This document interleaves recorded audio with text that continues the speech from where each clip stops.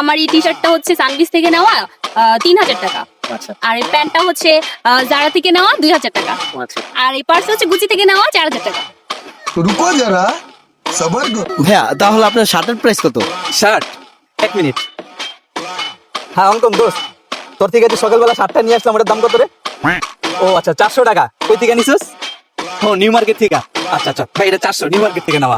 ও আচ্ছা আচ্ছা। আর pant? Pant pant হচ্ছে গিয়ে এক সেকেন্ড।